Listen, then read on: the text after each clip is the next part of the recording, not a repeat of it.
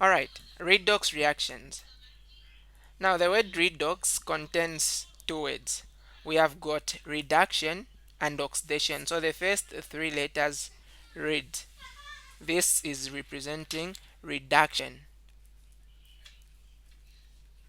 And then the next two letters, which is the ox, is representing oxidation.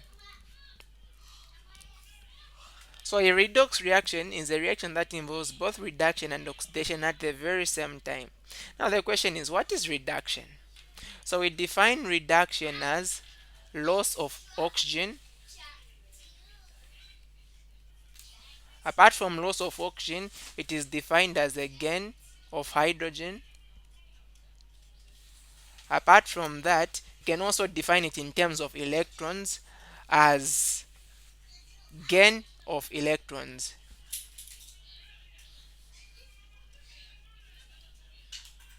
Because of this, we say reg. Reduction is gain. That's a short form. And then oxidation is simply the opposite. It is the gain of oxygen. It is the loss of hydrogen. And it is the loss of electrons. So in terms of electrons, we say oxidation is loss, oil. So as simple as this, we need to know this, please. So when you're talking about oxidation reduction reactions, you should be able to determine what we call oxidation numbers. Oxidation numbers. Now, rules of finding oxidation numbers. Oxidation number is more like just a charge on an atom or on a group of atoms. Now, the rules: all pure molecules or elements have got an oxidation number of 0. All pure elements have got an oxidation number of 0. For example, ammonia. Ammonia doesn't have any charge. Its oxidation number is 0. You talk of nitrogen molecule, its oxidation number is 0. Oxygen molecule, its oxidation number, the total oxidation number, please. It's not just oxidation, but the total oxidation number is supposed to give you 0. If you talk of, let's say, carbon dioxide, the oxidation number is 0. So let's determine the oxidation number of each atom in these compounds. So let's start with ammonia. Let's say they've written it like this, and then they even put a dash here. They say find the oxidation number of the underlined element, or I say the upperlined element. So you are going to say the oxidation number of nitrogen plus 3 times, you are going to go now to hydrogen. What is the oxidation number of hydrogen? You just look at the charge for hydrogen. So what charge does hydrogen form? Hydrogen forms a positive 1 charge. And this should be able to give you what? 0. The sum of all the oxidation numbers in a pure molecule should give you 0, or in a neutral molecule. So this will be nitrogen plus 3 times 1, that is the 3 is equal to 0, meaning that the oxidation number for nitrogen, we take 3 to the other side, becomes negative 3. So it's going to be negative 3. Please, you need to attach a sign when you're talking about oxidation numbers. If you talk of carbon dioxide, let's say I want to determine the oxidation number for carbon. So we're going to say oxidation number for carbon plus 2. Now what's the oxidation number for oxygen? Oxygen loses 2 electrons. Because of that, it has an oxidation number of what? It gains 2 electrons. It doesn't lose. It's a metal. It's a non-metal. This is common. So all non-metals gain electrons when they are uh, when they get involved in a chemical reaction. So because of that, oxygen has got a charge of negative 2. And this is going to give you 0 because it's a neutral or a pure molecule. It doesn't have any charge. Though the word pure there is not correct, we can say neutral. So 2 times negative 2, that's a negative 4 to give us 0. Take the negative for the other side, so that will give us a positive 4. So this is the oxidation number for carbon in carbon dioxide. What of this compound? Who knows the name of this compound? H2O2. Anyone? Hmm? What is coming in your head? So this is hydrogen peroxide. So when you want to determine the oxidation number for oxygen, now in a peroxide, the oxidation number for oxygen always is not as we always know it, a negative 2. So in here we're going to say 2. The oxidation number for hydrogen, you know that is positive 1. And then plus we have got 2 oxygens times its oxidation number x. We should be able to get 0. So we're going to take, this is a positive 2. If we take it the other side, it becomes negative 2. So we're going to have 2x is equal to negative 2. Divide both sides by 2. X is going to be negative 1. So it is only in a peroxide where oxygen is going to have an oxidation number of negative 1. Otherwise, oxidation number for oxygen is always negative 2. Same with hydrogen. When hydrogen is reacting with metals, the oxidation number is going to be positive. Okay. I mean, when hydrogen is reacting with non-metals. Yes, Joyce? Come then, where you getting the three just before the brackets? The three. Which This one? side here on This one. here on yes, even on is it carbon? The Okay. two outside the brackets. You get how many atoms there are there. So we have got three hydrogens. So I'm multiplying 3 by the oxidation number for hydrogen. Is that good? Still don't get it. No. Okay. So this is 3 which is outside here. So you are saying how many nitrogens do you have here? You only have one nitrogen. So that's why I've just written at N. But how many hydrogens do we have? We have got the three of them. That's the three. And then what's the oxidation number for hydrogen? It's a positive one. So So there's no need of writing the symbol for hydrogen. if you want, you can put it. So you say N plus 3H is equal to 0. But you still have to put the oxidation number for hydrogen here, because what we want to determine is the oxidation number for nitrogen. Okay. Now every time hydrogen is reacting with a metal, remember a metal is positively charged, so every time you see hydrogen in a compound that contains a metal, its oxidation number is going to be negative 1 instead of positive 1, because metals are always positive. For example, say that you have got this compound, this X is a metal, and then you have got hydrogen. So instead of using hydrogen with a positive charge, as we've been always using it, is going to be used as a negative one. Why? Because you are reacting it with a metal. So this is the first rule. When you're talking about neutral molecules, their sum of oxidation numbers is always equal to 0. Now when you talk about charged molecules, the sum of the oxidation number is going to be equal to their valency. For example, you talk of a phosphate, it has got a charge 3 minus. You talk of a carbonate, it has got a charge 2 minus. So you can talk of hydroxide. Hydroxide has got a charge a minus. So let's start with a phosphate. Okay, we can start with a phosphate.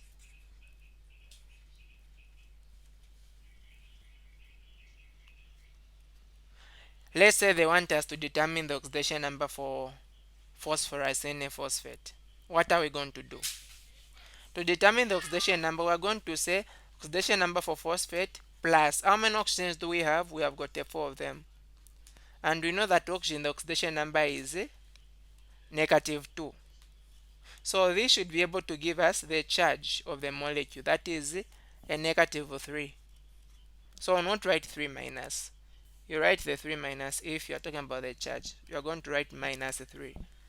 And then this will give us phosphorus being equal to, if we multiply here 4 times negative 2, negative 8. We take negative 8 to the other side, becomes positive 8. And then minus 3. Meaning that phosphorus in this compound, the oxidation number is going to be positive 5. Please put the sign. This is going to be the oxidation number for phosphorus. Let's talk of a carbonate.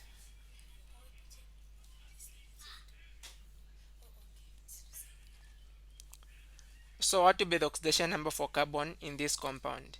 So to determine it, I'm going to say the oxidation number for carbon plus we have got three oxygens, and each oxygen has got an oxidation number of -2.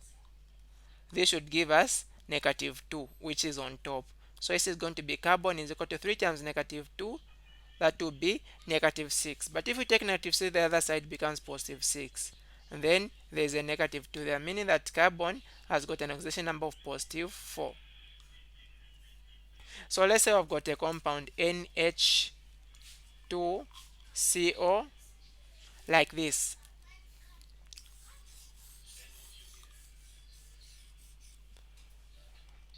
So let's say in this compound we want to determine the oxidation number for carbon. What will be its oxidation number? So nitrogen is a non-metal, and we know nitrogen is in group 5. Those which are in group 5, they gain 3 electrons to be stable. And every time you gain electrons, you are going to become negatively charged, meaning that we have got nitrogen which has a charge which is -3, then plus we have got 2 hydrogens, and each hydrogen has got a charge of +1, and then plus carbon, and then plus we have got 2 oxygens, and each oxygen has a charge of -2. This should be equal to, this compound is not charged, it should be equal to 0. So this is +2, it will cancel this -2, meaning that carbon, the oxidation number, will take 3, the other side is going to be +3. So that's how you get to determine the oxidation number. So it is very important to know how to determine oxidation numbers, because when you have got, for example, in a chemical reaction, let me give a very simple example.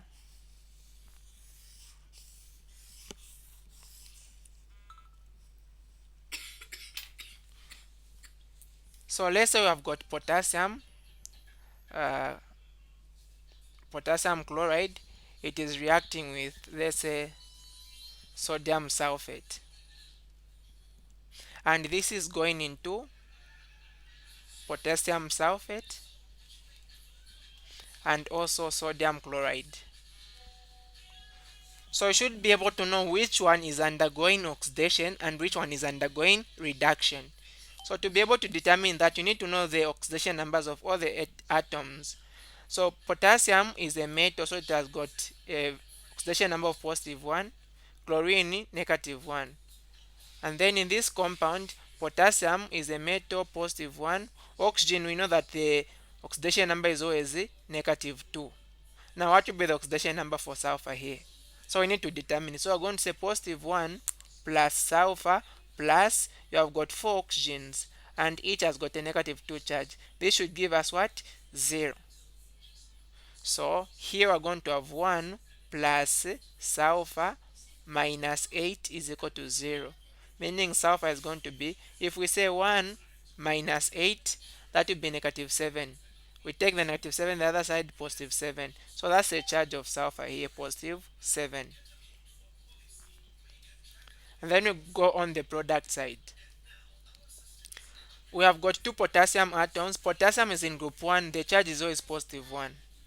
Oxygen is always -2. Now what will be the charge for sulfur? So in this case we have got 2 potassium atoms. We're going to say 2 multiplied by +1, and then plus we have got sulfur plus we have got 4 oxygens multiplied by -2. This should give us what? 0, because this is neutral, it doesn't have a charge. So this is going to be 2 plus sulfur minus 8 is equal to 0. So sulfur therefore is going to give us, if we say 2 minus 8, that's -6. -6, if it goes the other side, is going to become +6. That's a charge of sulfur here, +6. Sodium is still positive, chlorine is still negative. So after determining all the oxidation numbers, now you are going to see which compound has got a different oxidation number on the product and on the reactant. If you look at sulfur, sulfur has got an oxidation number of +7 here, and then this side it has got an oxidation number of +6. Now, when something had an oxidation number of 7 and then it goes to 6, what does that mean? So, remember that when atoms lose electrons, what do they become? For example, when you have got oxygen, okay, let me talk of a metal. You have got sodium. When it loses an electron, it's going to become sodium ion. Why? Because it has lost an electron. You see, losing of electron, something becomes more positive. So if sodium lost 2 electrons, it will become 2 plus. And the loss of electrons is what we call oxidation. So whenever you see something is becoming more positive, then that's oxidation. But the other way around, when something is becoming less positive, that's reduction. So you can see this has moved from positive 7 to positive 6. It has become less positive. So this is a reduction. So you are going to say that the sulfur was reduced. Okay. The sulfur was reduced in this compound. If you see something like this, let's say you have got iron.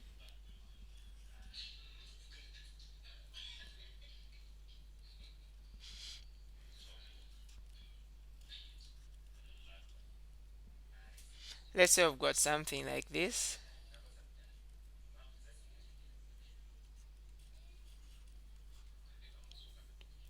So if we look at this compound, the charge of oxygen, we know that is what? 2 minus. But we have got 2 iron. So 2 iron plus I've got 3 oxygens multiplied by negative 2. This is going to give us 0 because this compound is not charged. This is going to be 2 iron is equal to 3 times negative 2, that's negative 6. But if it crosses the equal sign, positive 6, meaning that iron has got a charge of positive 3. So this is going to be positive 3 here. But here, this is already an ion. Oxygen, when it is just an atom, the charge is 0. So it's neutral. We said that that's one rule we mentioned. So you can see that oxygen has moved from 2 to 0. We need to know what that means. So moving from negative 2 to 0, we've seen it is becoming more positive. This was what? This was a negative, and then this is 0. 0 is more positive than a negative number. And whenever something becomes more positive, that is called oxidation, meaning that electrons have been lost. That's the only way something can become more positive. And then you can see again, iron is moving from positive 3 to positive 2, meaning that iron is undergoing what? Reduction. So these are reduction and oxidation reactions. Now I'm going to give something that is general. We see how we get to interpret it. If you have got a compound, let's say XY, and then it reacts maybe let's say with AB, and then this gives you AX plus BY. Let's say the charge on the reactant side for let's say X is negative 2, Y is positive 2, and then for A is negative, okay, let's say it's positive 1.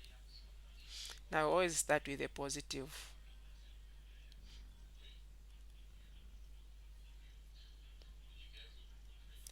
So this is going to give us XB plus YA, something like that anyway. So this is positive, this is negative, this is positive, this is negative. Let's say this is positive 2, this is negative 2, and then this is positive 1, this is negative 1. And then on the products, you find that this is positive 1, and then let's say B maybe still negative 1, and then Y you find that it's negative 2, and then this is positive 2.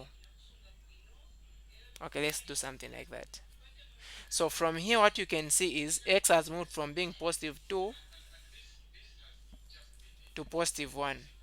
It has become less positive, and becoming less positive, that's reduction, meaning something has gained the electrons. because when you gain electrons you are going to become negative. In other words, you are going to become less positive. And then this is still 2, this is still 2. And then if you go to B is still the same. But if you go to A has moved from having a charge of positive 1 to having a charge of positive 2. So it has become more positive. And becoming more positive is oxidation. Why? Because you are losing electrons. The only way something can become positive if when electrons are lost. So this compound, generally we are going to say it has undergone reduction.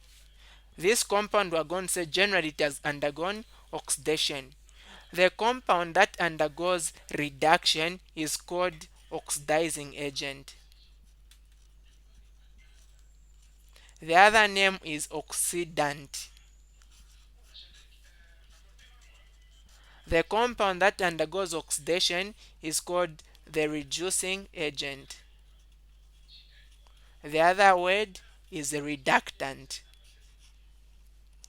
So this is one important thing that you should be able to know. Now, why is it that the oxidizing agent is undergoing reduction?